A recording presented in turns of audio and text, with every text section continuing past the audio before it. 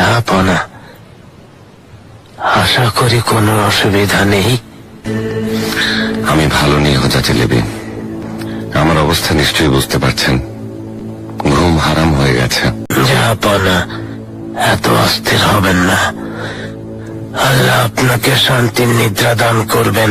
কেননা জাহাপনা, সাম্রাজ্যের ভালোর জন্য, প্রজাদের সুখের জন্য অনেক সময় শাসক এ ধরনের সিদ্ধান্ত নিতে বাধ্য হন। আপনার পরামর্শ মেনেছি হজরত লেবি। ইব্রাহিম ঘুমন্ত অবস্থায় প্রাণ দিয়েছে। একবার, শুধু একবারের জন্য চোখ বুজেছিলাম।